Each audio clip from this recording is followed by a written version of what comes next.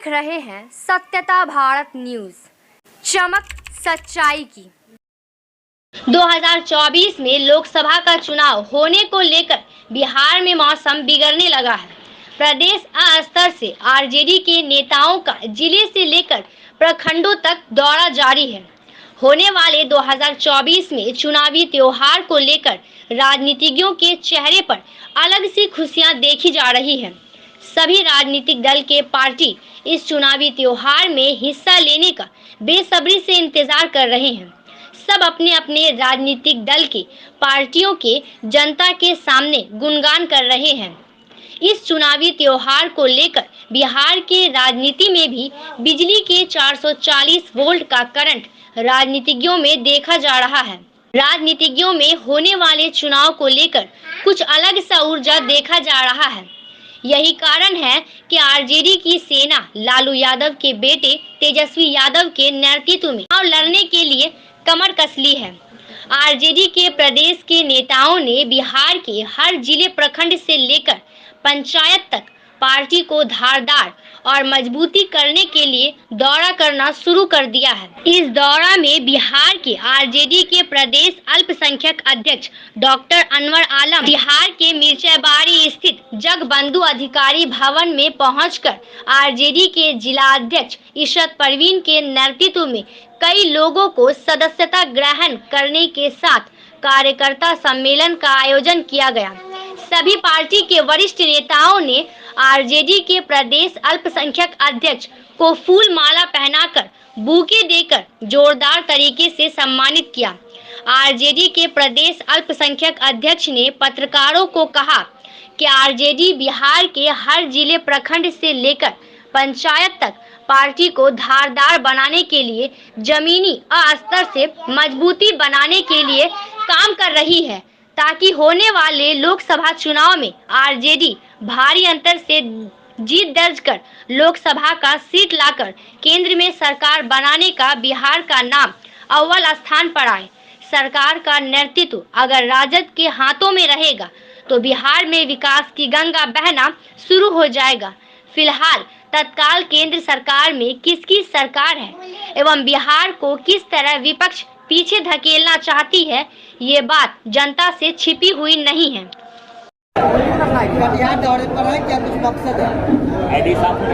सबसे पहले तो कटिहार में तमाम अपने जो लोगों ने हम लोगों के संगठन में चार चांद लगा के संगठन की समीक्षात्मक बैठक के लिए जो खरोश के साथ मेहनत किया उसका हम खैर मकदम करते हैं, इस्तेमाल करते हैं।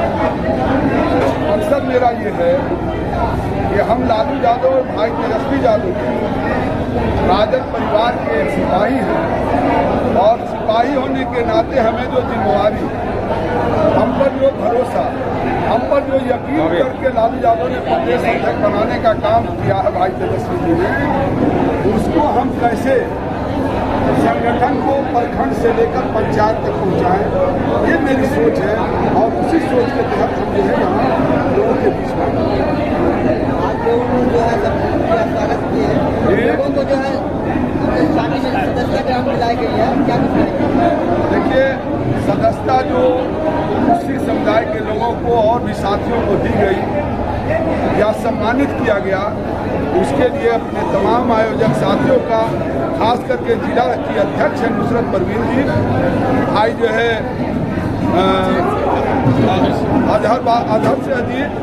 अजहर साहब को और यहाँ तमाम जो साथी हैं उनको हम मुबारकबाद देते हैं कि आप उन तमाम साथियों को लाकर, मैडम तो बहुत ही कर्मठ है, ईमानदार हैं और बेबाक तरीके से बोलती है।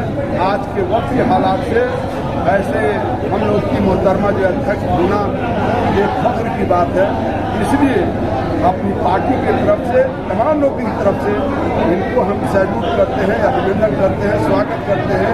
पूरे बिहार की तरफ से ही नहीं, अपने आरा की सरकारी लोकसभा चुनाव है, लेने के लिए कितनी सीटें अपने पार्टी से मांगेगा? सीट जो है 2024 का जो चुनाव है, इस चुनाव के लिए अधिकृत राष्ट्रीय अध्यक्ष भाई तेजस्वी जी हैं, एनडीए के तमाम महागठबंधन के लोग हैं। इस मामले में वो लोग फैसला लेंगे। हम संगठन को मजबूत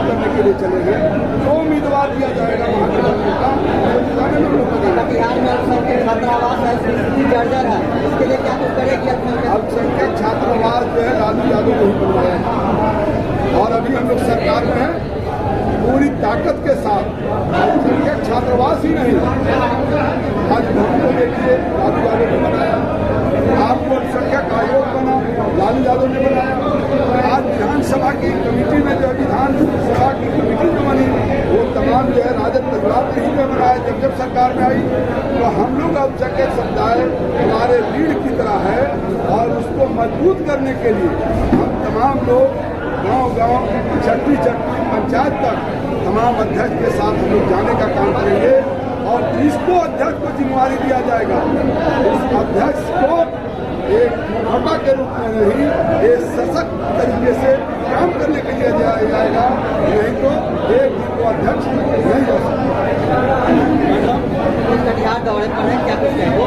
कटिहार में एक माननीय प्रदेश अध्यक्ष का एक दौरा चल रहा है पूरे बिहार में। कटिहार यदि पूरे बिहार के दौरे में है, जिसमें आज कटिहार में इनका प्रोग्राम रखा गया था, जो कि एक संगठन के प्रति संगठन को मजबूत करना एक मेरा दायित्व है और हम लोग अध्यक्ष जी के नेतृत्व में काम करने का मौका है और मौका कर हर गली मोहल्ले टोले से लेके जिला तक के संगठन को जिला अध्यक्ष के साथ कंधे में कंधा मिलाकर मजबूत करने का काम करें। आज कितने लोगों ने सदस्यता ली? लगभग 200-300। अजहर शेख जिला अध्यक्ष मैं बुरहानपुर विधानसभा में एक अल्पसंख्यक छात्रावास की आवश्यकता है।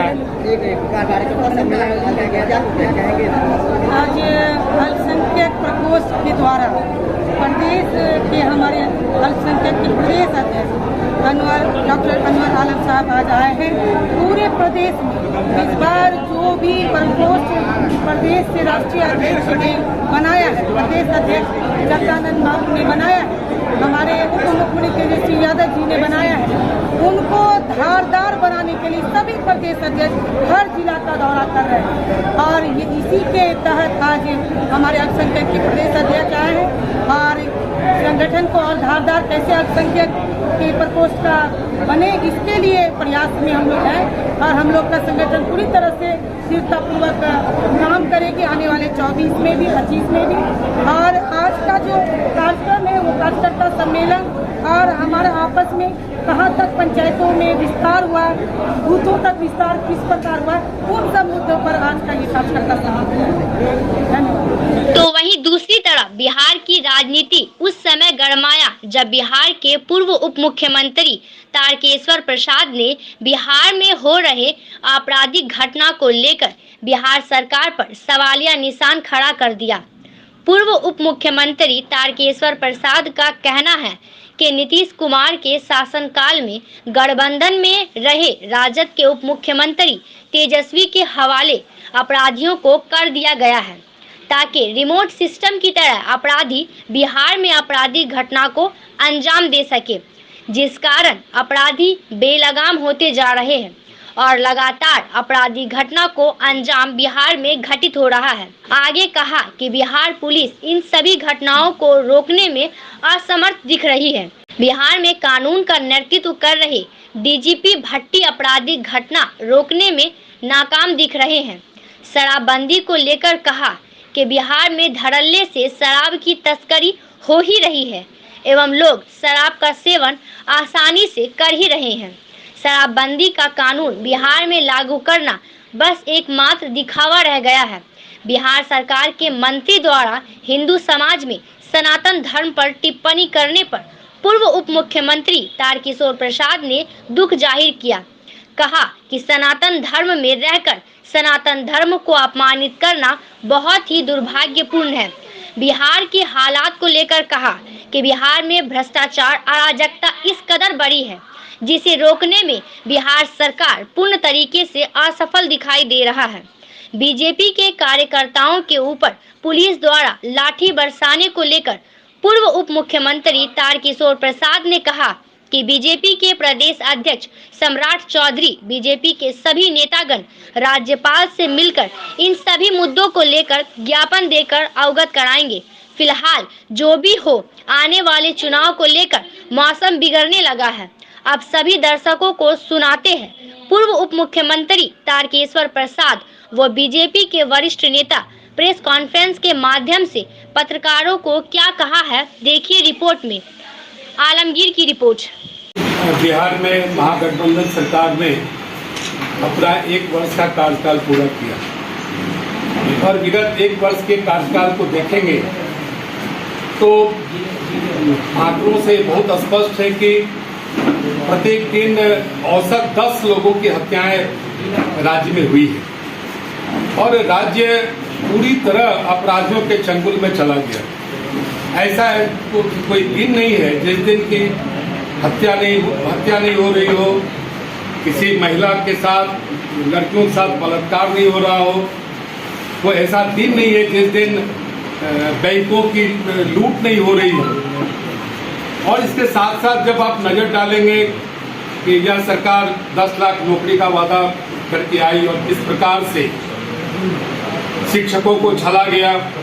अभी भी बिहार विधानसभा के सत्र के बाद जो वार्ता होनी थी तो इन लोगों ने चर्चा की, लेकिन अभी तक उसे कोई अंजाम नहीं दिया, क्योंकि हम जानते हैं कि यह सरकार जानबूझकर इसे टालना चाहती है। और आपने देखा होगा कि लगातार दलित समाज की महिलाओं के साथ, लोगों के साथ लगातार दुर्व्यवहार की घटनाएं हुई।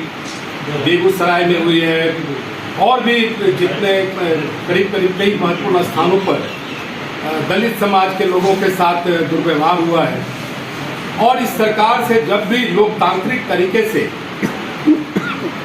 कोई वर्ग या कोई राजनीतिक दल सरकार के सामने किसी विषय को रखने का प्रयास किया है, उसे लाठियां खानी पड़ी है, गोली खानी पड़ी है।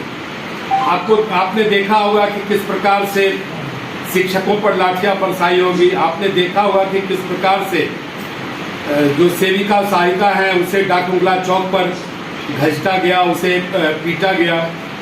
और इतना ही नहीं, जो किसान सलाहकार हैं उन पर भी लाठियां चलाई गई। और जब बिहार विधानसभा के चलते सत्र में जब सरकार विपक्ष की बातों का अनसुना किया तो हम सब गांधी मैदान से बिहार विधानसभा की ओर मार्च किए। और उस मार्च को किस प्रकार से सरकार ने निरंकुश होकर लाठीचार्ज के माध्यम से हत्या करने का प्रयास किया। उसमें श्री विजय सिंह जो जहानाबाद के हमारे जिला के महामंत्री थे, उनकी हत्या भी हो गई, वो मारे भी गए। और सैकड़ों ऐसे अपने वरिष्ठ कार्यकर्ता हैं, सामान्य कार्यकर्ता हैं, जिन पर लाठियां चलाकर उन्हें अधमरा करने का प्रयास किया गया। और इतना ही नहीं, जब आप सरकार के काम करने के तरीके को देखेंगे तो सरकार के शिक्षा मंत्री लगातार हिंदू समाज के, सनातन समाज का जो सर्वमान्य ग्रंथ है रामचरितमानस, उस पर लगातार नकारात्मक टिप्पणियां की। इससे बढ़ के दुर्भाग्यपूर्ण स्थिति हो ही नहीं सकती। श्री रीतलाल राय जो राष्ट्रीय जनता दल के विधायक हैं और उसने रामचरितमानस पर इतनी खराब टिप्पणी की जिसकी चर्चा भी हम नहीं कर सकते। ये धार्मिक भावनाओं का लगातार ठेस पहुंचाना। और आपने मुहर्रम में भी देखा कि किस प्रकार से पूरा प्रशासन फेल था, जगह जगह कई घटनाओं को अंजाम दिया गया। तो आप मोटे तौर पर देखें तो यह सरकार बिल्कुल सरकार चलाने में अक्षम हो गया है, जबकि किसी भी राज्य सरकार की यह प्राथमिक जिम्मेदारी होती है, उसकी प्रतिबद्धता होती है कि उस राज्य के, उस सूबे के आम लोगों के प्रति वो कहीं न कहीं जिम्मेदार हो, कानून व्यवस्था कैसे बेहतर हो। और संयोग से बिहार के मुख्यमंत्री गृह मंत्री के भी दायित्व में हैं, सामान्य प्रशासन के भी दायित्व में हैं। लेकिन उसके बावजूद भी जो परिस्थितियां पूरे बिहार में बन रही है यह काफ़ी दुर्भाग्यपूर्ण है। शराब बंदी में हम सबों का भी सहयोग था, लेकिन जिस प्रकार से शराब के जो तस्कर हैं उसको इस सरकार ने अपने प्रशासन के माध्यम से खुली छूट दी।